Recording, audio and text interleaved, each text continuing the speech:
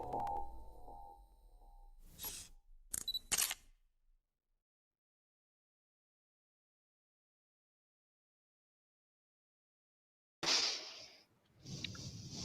you're very welcome to Destination Newry's News Bite and Community TV here on a wet Wednesday evening. Hello to Charlie and hello to Jarlath. And then But before I take the two lads, I'm going to give you a little quick synopsis on the news. The Department of Health in Northern Ireland reported no further deaths. The death toll stands at 554, and 5 more people here have tested positive, bringing the total to 5761. There have been no further deaths from COVID-19, while 4 deaths have been denotified, bringing the death total in the Republic to 1,736. There were 11 additional cases reported to the Department of Health, while 7 cases were denotified. The total number of confirmed cases in the Republic of Ireland is 25,542. So there we have it there. And that one, but the total deaths in the island of Ireland, 2,292. Across the UK, 44,517 people have died with coronavirus. In Wales, 4 more people have reported to have died in Wales, taking their total to 1,538. But Public Health Wales figures also showed there were 13 new cases reported, bringing their total to 15,913, with people tested positive of COVID-19. And the figures in Scotland show that 2,490 patients in Scotland have died after positive tests for COVID-19, although the actual number of deaths is known to be far higher, so that could go up to 4,173. Stormont's health minister has been advised that travellers from the rest of the UK present the greatest risk of bringing COVID-19 into Northern Ireland. The advice comes from the Executive Chief Medical Officer and Chief Scientific Advisor. Ministers will review the international travel regulations on Thursday. The Department of Health said it had no comment to make on the content of executive papers. However, Health Minister Robert Swan has said decisions around travel restrictions as a matter for the Northern Ireland Executive. A department spokesman said, adding that Mr. Swan wanted to see if it resolved at Thursday's meeting, which is tomorrow. Health measures like quarantine are set up by England, Scotland, Wales, and the Assembly here. From Friday the 10th, passengers entering England from dozens of countries will have to quarantine under what's known as air bridges. The 2020 Ryder Cup has been postponed for a year because of the COVID-19 pandemic. It means the event cannot be staged safely, and spectators present at the event between the United States and Europe was due to be held at Whistling Straits, Wisconsin on the 25th to the 27th of September. But the event has now been rescheduled to the 24th to 26th of September 21. A range of measures announced by the Chancellor to boost the hospitality and tourism industries have been welcomed by Northern Ireland organisations. The measures announced today include a 6-month cut in VAT from 20% to 5% for the hospitality and tourist sections. Hospitality also said the announcement was a welcome boost. Earlier, Finance Minister Conor Murphy urged the government to ease rigid fiscal rules in Northern Ireland. The Chancellor didn't respond to that in a statement to the House of Commons, but outlined a number of other measures, including paying firms a £1,000 bonus for every staff member kept on for 3 months while the furlough scheme ends in October, a scheme to give 50% off to people dining out in August, a $2 billion kickstart scheme to create more jobs for young people. And the package is designed to help prevent mass unemployment and help the economy, which has been hit hard by the COVID-19 pandemic. Hospitality and tourism have been particularly affected due to the huge decline in air travel and the introduction of social distancing rules. Hospitality Ulster says the move comes at a time many in the hospitality industry are fearful of their future, but will help to paint a brighter picture. They say that the details of how the package will be paid for through borrowing and positive tax rises are likely to be unveiled by the Chancellor in the coming election, or the coming whatever he's doing. I can't even remember. So it comes. So basically, that's it. Sorry, I'm getting a little bit confused there, but that was it. So, Jarlath, I'm going to talk to Charlie first, because I think Charlie has to go to football, I think. So, Jarlath, it's good to have you here, but I think we're going to go to Charlie. So let's see what's happening with Charlie. Charlie, what's happening in the gateway to the Mourns? Well, Damien, no, we've just started work last week on the Hilltown Street improvement, where the a total of 8 8 minutes or it's to finish. So there's going to be some roadworks and stuff up Main Street for quite a while. So just to be aware when passing through the town what's going on. Yeah, I think we're having a little bit of a we connection problem, Charlie, but hopefully it'll prevail and we can get hearing you. We have a little technical issue there with Charlie. I think the internet is a little bit slow out there, so hopefully we'll get him back here. That's better now. Charlie, as you were saying there, you were talking about the roadworks in Can you hear me all right now, Jimmy? Okay, that's a wee bit better. Just keep going there, Charlie. Let's hear what you have to say. So about that. Just started by letting people know about the street improvement taking place in the town up Main Street. There's new street lighting, new paving, landscaping, and tree planting going on, and it's going to take 8 months. So just beware when passing through the village that there's going to be roadworks and extra traffic lights in place. We were running our fundraiser there of our 2020k target, and we smashed it last week. And we just want to let people know that it's not too late to donate. We're trying to get all donations in by the weekend just to get a final total. I think we've got just around £3,000 raised for the St Vincent de Paul and Southern Area Hospice. Excitement starting to build in the club now with our first game coming up next Friday night. We host Kilcoo in the first game of the league. I'm not sure what time it is yet, but it's next Friday night, and the people are starting to look forward to that. The club's really back on the go as well, with the lotto starting back again Monday past, and the lotto, it didn't go, so we have £5,900 as our next week's jackpot. So you can enter online without having to worry about how you're going to pay for it. It's I think there's a PayPal account, and it'll be through the Facebook page if you can't find it.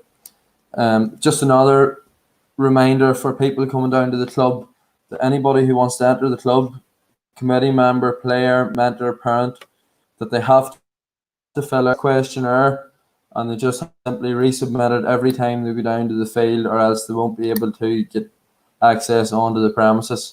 So just quick reminder, it doesn't take 2 minutes to do. Just get it done so you won't be turned away. And the one-way system that was started by the club and the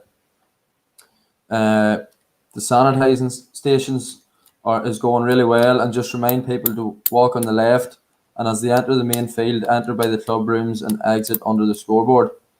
And just keep using the sanitising stations. That's what they're there for. And just please following the guidelines that have been set. There was just a few condolences to people in the club. Condolences to the Arthur's family on the death of Mickey, and our assistant treasurer Karen Rice on the death of her father-in-law Mickey Rice. A very happy birthday to our great club woman Greta Kearns. Greta runs the shop with her daughter Nolene, and you would really be lost without them down doing the shop regularly in their own free time. And we'd just like to wish Greta a very happy 70th birthday. And also to Helena Grant, who celebrated her big birthday this week. Very happy 50th birthday to Helena. And Helena's niece, Carrie, who was working on the front line over in Cardiff, has finished her last shift over there and is returning home. And her family would just like to say they're really looking forward to see her again. A couple of wedding anniversaries coming up. To Kathy and Dermot Fitzpatrick will be 25 years married on the 14th of July, and Kathy's mum and dad, Tom and Eileen, will be married 50 years on the same day. So a very happy anniversary to both Kathy and Dermot and Tom and Eileen. And I'd just like to finish by saying this will be my last appearance on the show. It's been great. It's been very enjoyable. And I'd like to thank Cahill and yourself, Damien, for having me on. We're going to have Shamey Power back on next week, who filled in a couple of weeks ago for me when I couldn't come. And we're looking to try and get somebody else to fill in permanently, or else a few other people just to take it week in, week out and swap roles with each other. So just like to wish everybody all the best in Destination Newry, and thank you very much for having me. Well, listen, thanks a million, Charlie. I think you're heading to the football field now, so you take yourself off to the football, and good luck. And thanks for being part of Hilltown News Bite and Community News as well. And I'm sure we haven't seen the end of you, because I'm sure you'll probably be back on the odd time. So listen, Charlie Carr, on behalf of Destination Newry, thanks a million. Go back out, get into the training field, and get ready for that match on Friday night. And all the best from everybody at Destination Newry. So there we go. So Charlie's going to head to the football field, and now we're going to slide over the hill and back down towards the lovely village of Rostrevor on the shores of Carlingford Loch. And of course, we're going to talk to the legendary Jarlath Tinley. Jarlath, it's great to have you on board. Yes, Damien, good to see you, and good to hear from you again. Yeah. Listen, can I just add to your sentiments are towards Charlie, a great young lad there, boy, and a great ambassador for all that's good about Clonduff Club and his home village of Hilltown. So I'll certainly miss the banter with him there on a Wednesday night. Yeah, I think it's sort of to do probably with the training, getting to the training matches and that. So I think we'll probably see him again some other time. But before we start into the Rostrevor news, Jarlath, this is a bee in my bonnet. Again, we had a brilliant night on Monday night with Uno Welsh about the history of South Armagh, and we talk about Ireland's ancient East. And you know, I know you're part of this committee, cross border and all that, and I have to say, you know, I think that these people and the committee on the Ancient East, they need to be sitting down and watching what we are showing here on a Monday night, because the historical sites that we have in South Armagh and the geographical location of South Armagh and the history of the Gap of the North, which we haven't touched yet, but is coming next weekend, and Cragan Graveyard, the Passage Tomb and top of Slievegullin, older than the pyramids. Now, I'm not sure Ireland's Ancient East, the only other place that's in round about that timeline is Newgrange, and the grave on top of Slievegullin is the same age. So I think it's time Ireland's Ancient East came a little bit further north to our eastern part of Ireland and got on board and started to promote this area here, because we are very passionate about South Armagh and South Down. So anyway, Jarlath, that's my rant over for you. I know because you're part of that committee, and that's why I'm saying it. But Jarlath, what's happening in Rostrevor?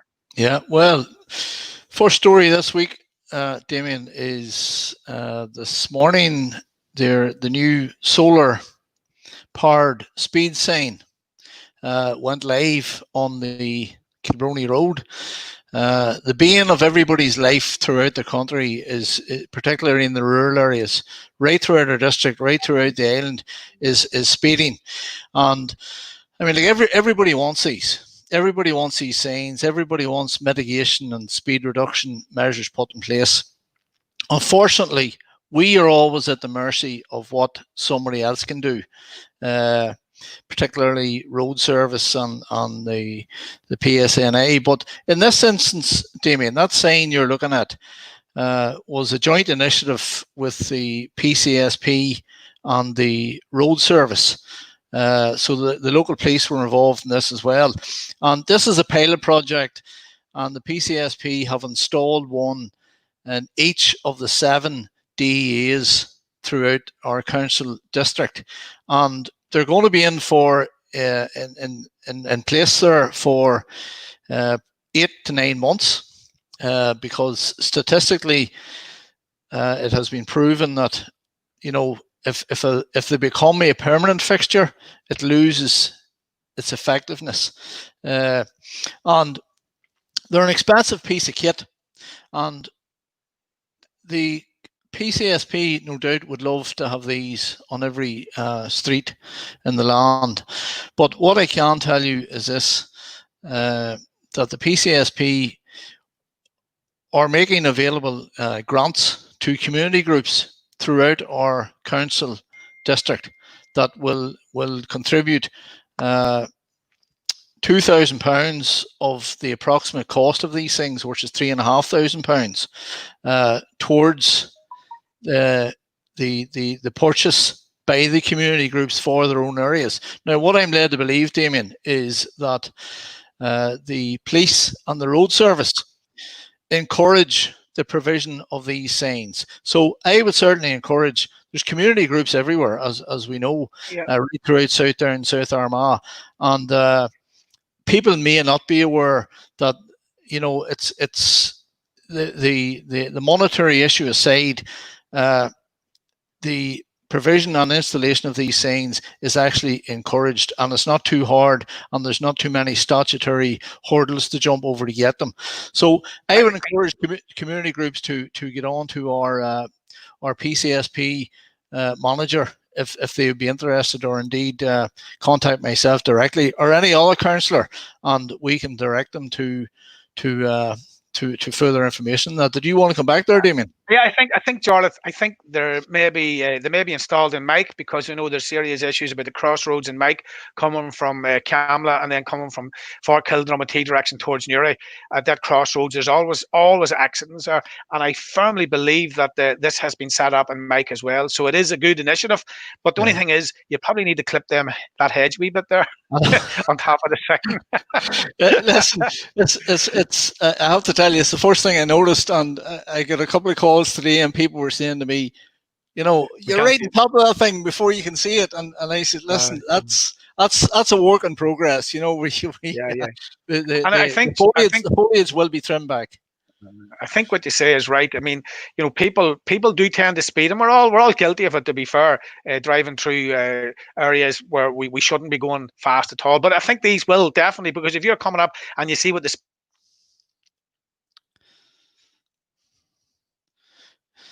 Yeah, you've sort of gone off there, Damien. So maybe I just fill in the gap there. So on the back of this sign, and in addition to this sign, go ahead, Jarlath. Yeah. No, well, Damien, I mean, like, of course, I'm taking care of my own areas, and there does be a request for mitigation to be put in place right throughout the areas of the village that you know, have the most dense populations. So in addition to this sign, I'm intending to go ahead and get my own signs made up, similar to what I've seen in other parts of the district. Anything that will help to remind people just to take that split second to take a look, remember where they are in a built-up area. They shouldn't be doing anything more than 30 miles an hour when they're in that area. So in addition to this sign, I hope to erect another 3 or 4 static signs throughout the village within the coming weeks. So yeah, we wish you well with that. Thank you. Next story is one I touched on a number of weeks ago. It's just a progress report in relation to a fly tipping issue at Kilbrony Cemetery. And the council officials were very, very efficient and quick and getting out to address my concerns. And this is the bottom of Kilbrony Cemetery. That area there had all been opened, Damien, in behind the trees area. And unbelievably, there was fly tipping going on. So the council were kind enough to, I know there had been a severe shortage in those fencing boards over the past number of months.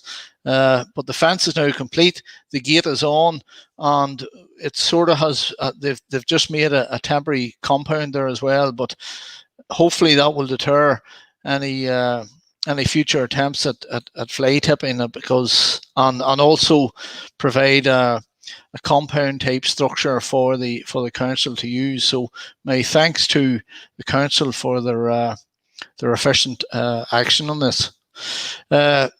The next story then is also church related, and yesterday I paid a visit down to our local parish priest, Father Brendan Kearns, because this COVID-19 thing, Damien, of course, affected all aspects of all our lives, including parish priests right throughout the land, and they all had to make adjustments and had to improvise in how they delivered their message to their parishioners. So I went down to see Father Kearns yesterday, and I done a wee video with him. I'm not sure if Cahill is going to. He's going to hit this here, Damien, and we'll come back in afterwards. But Yeah, go ahead. Yeah. a significant announcement toward the end of this video, and we're getting the exclusive on that announcement here this evening on Destination Newry. So go ahead, Jarlath. Father Kearns here. How are you, Father? It's been nearly 4 months now since the COVID first made an appearance, and our lives, everyone's lives changed forever, and no more so than your own, Father, in the way you were delivering your ministry in the parish here. Now, last weekend we had our first Mass with the parishioners that returned on the Sunday. So we're heading in the right direction, hopefully. You just want to tell us a wee bit more about what way the lockdown is going to play out in the coming weeks? Yes, indeed, Jarlath. Thank you for the opportunity to speak to your listeners and your watchers. And as you said rightly, our first Mass with congregation in nearly 4 months was last Sunday here at the 11:30. And again, under the social distancing and 2-metre rule that we are operating under, we can only have about 50 people in the church at any one time. So we operated that last Sunday. It went well, and people stayed in the 2-metre rule apart from each other, and so on and so forth. All of the various hand sanitizers were available and used, and so on and so forth. So people were very sensible about it, which was wonderful and encouraging. And again, anyone for any reason did not come to the public Mass and continued to watch it online, which was what we were advising. And people did respond well. We're hoping to do the same again this coming Sunday at the 11:30, and then we'll just sort of going slowly, Jarlath, and we're playing by ear, and we hope maybe to open up our weekday Mass very soon, but we're taking those decisions day by day, depending on how each of the weekends go so far. Okay. So wait and see, I suppose. Any changes in relation to our plans, in relation to baptisms and weddings and so on? Yes. Well, as the Assembly said on Tuesday, that baptism wedding can now occur. So we are currently booking baptisms. In order to address the backlog, we're having baptisms every Sunday after we have 11:30 Mass at 12:30, with 2 families booking for each of those times, with no more than 10 people per baptism. So we're actually booked up to August now already. Okay. So on Monday night at my office is the time to come and book that, 6:30 to 7 parish office, and we had a lot of people this Monday night. Weddings, most of the weddings for this year have been rebooked for next year. There is a couple, and again, we're limiting those weddings that have already been booked. Again, they're more long-term, of course. People plan those for a bit longer. So we have a couple coming up now, and again, those congregations will be limited at the moment to 50 people. But as it's been further relaxed in the months ahead, that will obviously relax. But again, we are moving slowly and feeling our way through the numbers depending on the guidance from the local assembly, of course. Well, there's no doubt about it. You made the necessary adjustments to enable you to continue your ministry over the past 3.5 to 4 months. And you had a very innovative approach in relation to the YouTube. You have another announcement Yes. to tell the parishioners going forward. So I'll just let you. Yes, Jarlath, thank you again for the opportunity. We're now moving away from my YouTube channel, which we have been relying on for the past 3.5, 4 months now. We now have successfully installed our own webcam, so there's now a new web address in which you can watch our masses here in the church live. That web address will be on our bulletin, it will be on the church door, and that web address is churchservices.tv/Rostrevor, all lowercase. That's churchservices.tv/Rostrevor. And from tomorrow on, tomorrow, Thursday, the 9th of July at 9:30 a.m. Our masses will be live from now on. So those normal mass times that everyone would have been used to, Jarlath, will now go live. So it'll be Thursday at 9:30, Friday at 9:30. Then Saturday, the vigil will be at 6 live, but without congregation for the moment.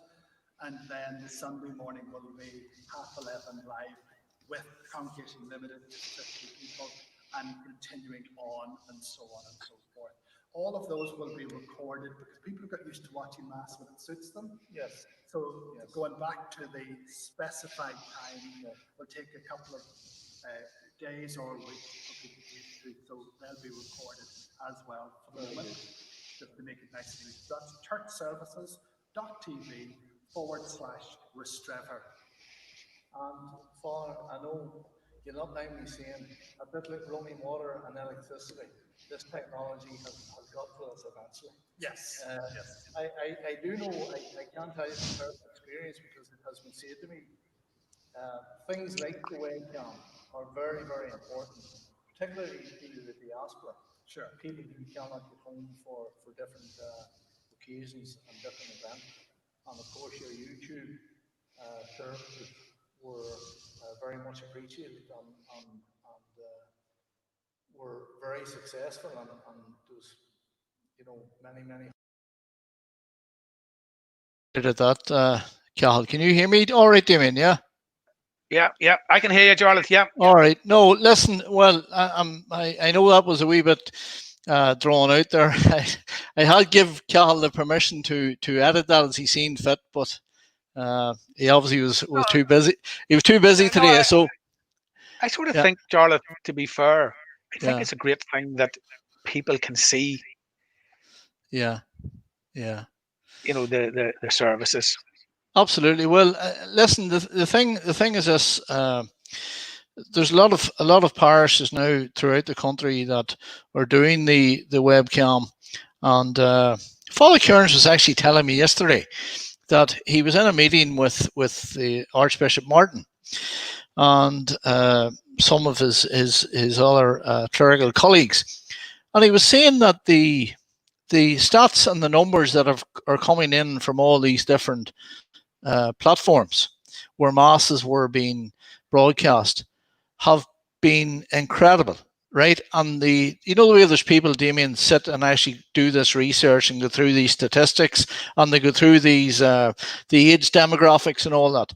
And he says the number of young people that have been watching that would not go near a chapel, their own chapel, has been absolutely, they've been blown away by whatever the statistical research is saying.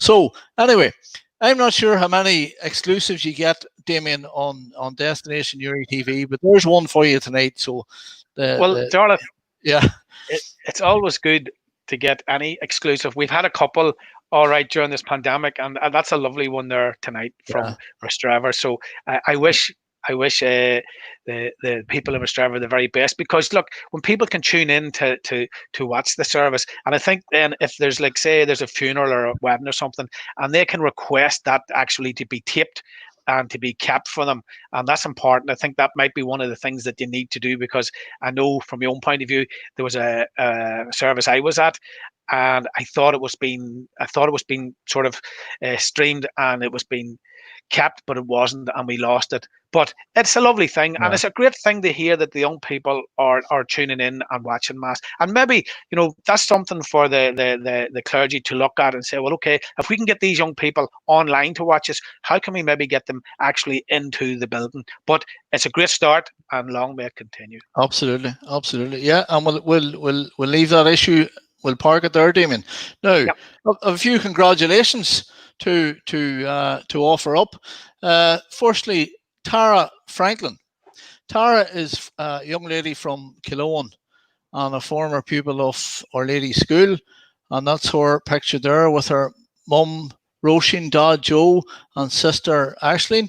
And Tara has just graduated from Jordanstown with a first-class honours degree in accounting and law, and she begins work with KPMG, this autumn.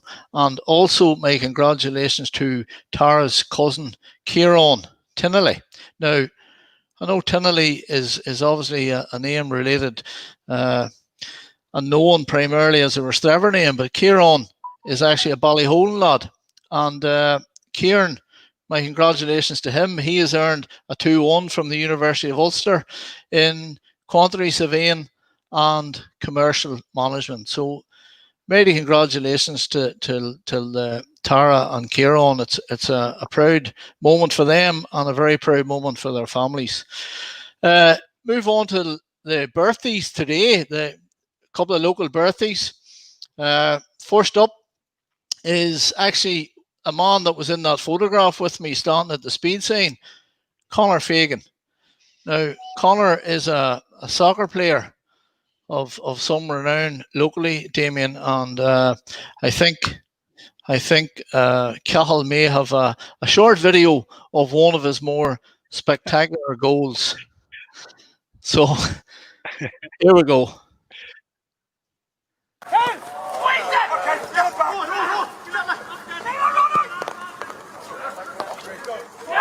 Oh, what about that? Fantastic goal. Us playing for local team Ross Owen, and that's Premiership level, that stuff there. Second one is also a local legend in footballing terms, both soccer and Gaelic. Paul Sammy McGrath, and it's Sammy's birthday today, and I want to wish Sammy all the best and a very happy birthday. He's a great lad, and he's absolutely devoted to them two wee fellas, Jamie and Dara. And I'll tell you, they couldn't wish for a better fall than Paul, or better known as Sammy, because he does anything for them children. And my best wishes to Sammy. I hope he had a lovely day. And final birthday for today is Fidelma Fern, Fidelma, local lady, and I hope Fidelma had a very happy birthday as well. Fidelma is a runner, and you will often see her out and about, and she does that long distance stuff as well. So I hope Fidelma had a happy birthday today as well. And then tomorrow, Damien, there's a very special birthday coming up in Killowen for a very special young man by the name of James Grant, and we'll hope to get a photograph up here, possibly if Cahill has it. James will be 21 years of age tomorrow, and he's a special man, and I'll tell you this, he has always lived life to the full and has never let anything hold him back. And I know his family are all very proud of him and very, very proud of the young man that he has become. So, James, a very, very happy birthday to you tomorrow. And I hope you enjoy being spoiled rotten over the whole weekend. And it should be a whole weekend, because it's not every day you're 21. And then we'll move on just to the up and coming birthdays over the next week. And one belated one for 2 days ago was Judith Barry, and I have a short list here of people whose birthdays will pop up between now and next Wednesday, Damien. Paul Hughes, John Tinley, Marianne Keane, Elaine Devlin, Roisin Franklin, Paddy Tinley, Colette McGee, Phil Francis, Tom Gilson, Kieran Sherry, Ian Sands, and finally Darren Clerkin. So a very happy birthday to all those local people over the coming week. So, Damien, that's me for this evening. Well, listen, Jarlath, again, a great roundup for down round the lovely Rostrevor. I have to say, it is a beautiful part of Newry Morning Down. But as I keep saying to you, I come from the other part of the county line. When you look across and you can see South Armagh, and you can see the history and all that. And of course, you know, we have the oldest mountain in Ireland, believe it or not, and it's Camla Mountain. We have the younger one called Slieve Gullion. It's only 59 million years old. We have Camla Lake that was created during the last ice age, which was just a measly 10,000 years ago. So I suppose you could say Camla was formed between fire and ice. Never mind your Game of Thrones, Jarlath. But Yes. again, this is something that I would be asking you to take to the guys up in Louth and Ireland's ancient East, because I think it's time we need to start getting at them. So we're going to play out here this evening, Jarlath, just on a little bit of Una Walsh's history of South Armagh. And it's not exclusively to South Armagh. Southdown has great history as well, and particularly Rostrevor and the monument and all that. And maybe we'll get Una one of these nights to get a wee mention of that. But we're just going to finish out here, Jarlath, Yes, Damien. with the Shanagee Una Walsh. And this guy here, just listen to this story here, Jarlath. This is, if you like, the only knight of the realm in South Armagh after the O'Neills, because just consider the Gaelic chieftains had taken the knighthood. But Thomas Jackson throws up another part of history and a different perspective, because if I say to you, poor Catholic, poor families, poor tenant families were evicted, then you immediately think poor Catholic tenant families. But the important words in that conversation are poor and tenant. Your religion didn't matter. If you couldn't pay your rent, it didn't matter whether you were Church of Ireland, Presbyterian or Catholic. If you couldn't pay the landlord, you took to the road. There was no other option. And this is a Church of Ireland family, the Jackson family. They were evicted, a widow woman, an ancestor of Thomas Jackson, a widow woman with 6 children, evicted from lands at Orker, and took them many years to get back. The McMurphys were evicted out of Kernally after Seamus Moore was hanged. The McMurphys were evicted from Kernally, and we went for almost 100 years to lands at Tullyvallen, and it took that 100 years to get back into Kernally, where they still are now. But the Jackson family, Thomas Jackson left South Armagh as a young man, went first to London and later to the East. And Thomas Jackson was the founder of the Bank of Hong Kong and Shanghai. And if you go, he was awarded a knighthood in 1899 for his services to finance and commerce. If you go to Statue Square in Hong Kong, there is a copper statue of Thomas Jackson from the parish, from the townland of Orker, because of his founding of the Bank of Hong Kong and Shanghai. Now, there's an interesting story. The family who took, the person who took most of the 9,000 acres of the O'Neill land at the time of the Cromwellian confiscation was a man by the name of Thomas Ball. The Ball family had come with Cromwell and stayed on. It's why you have Ball's Mill, Camley Ball. He took most of the O'Neill land, and he built, at the request of the people, the meeting house in Crossmaglen. And when the house was built, the people had said they'd like a clock above the square, above the meeting house, and he did erect a clock. But to show us disdain for the people, the clock that he erected was not an actual working clock, but a piece of wood with hands painted on it. And immediately the wit that's in the DNA in South Armagh, and most particularly within the town of Crossmaglen, it created a poem written by Michael Waters, and his story I'll tell you about on another night, but written by Michael Waters as Crossmaglen being the only place in the world where time stood still, because this clock didn't move. The first thing that Thomas Jackson did as a Church of Ireland man that had left South Armagh, the first thing he did when he made money was send home a brass clock to be erected above the meeting house in Crossmaglen, back to his people. Now, if you look at one of the questions Damien asked me last week was the media perception and the perception across the world of South Armagh, you would not come up with a story that would tell you that. So this is the important thing about the local stories and the telling of the local stories. Okay, the next slide. So there you are, Jarlath. When you're sitting down at your meetings in with these uh, cross border things, you can sit down and you can tell them about the Knight of the Realm who's buried in Cragen, and he set up the Bank of Hong Kong and Shanghai, and he's a great story. I mean, where would you get it? Just think about that, Jarlath. It's unreal. See, that's an incredible contribution there from Una, Damien, and it's one of them. Actually, Una has one of them voices that you're nearly mesmerized by it. Do you know? And I can imagine being sitting in that company throughout, in winter nights, listening to them stories. It must be absolutely fascinating. But the beauty of it is, in our area, there's storytellers like that in every village that have it, and a lot of people. So, I mean, I'd certainly try and unearth. We have a historical society here locally, and I would like to think I might be able to get somebody to start and give us similar stories. But the point that you were making about the Ireland's Ancient East thing, Damien, the county borders, of course, were an English construct, and I mean, they weren't there in the time of O'Neill and them people. You know what I mean? No.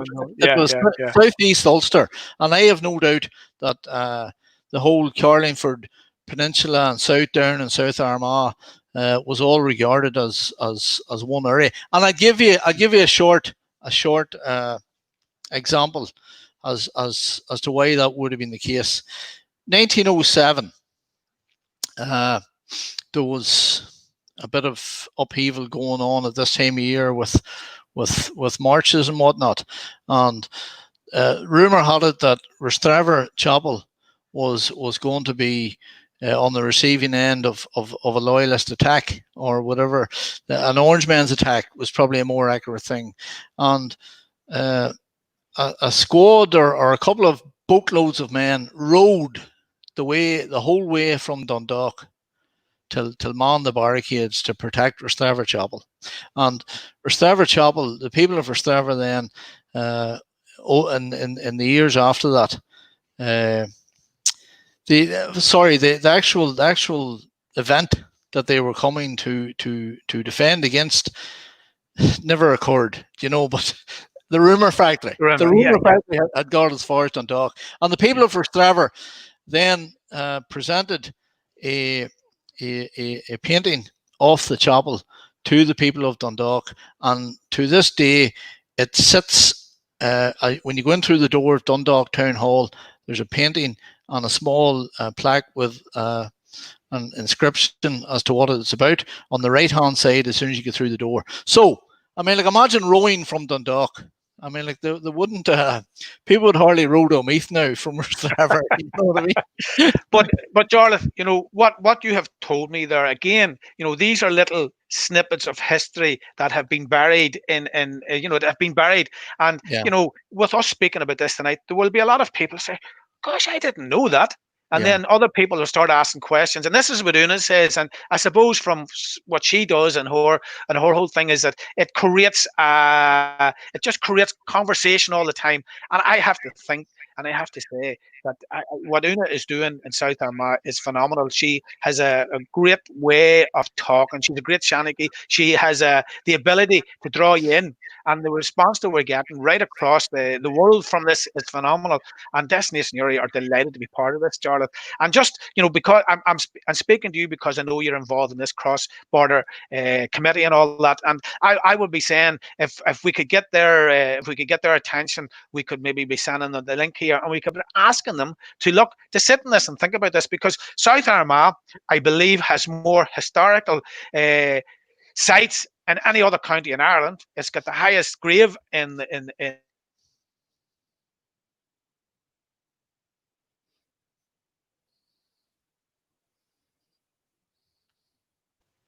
I think, Jarlath, I would be putting it to you here now for you to keep the flag flying and keep the pressure on, and let Ireland's Ancient East step across the so-called international boundary and be part, because we're all part of Ireland. And I think that we're as much east as Newry, as much east as Mullingar.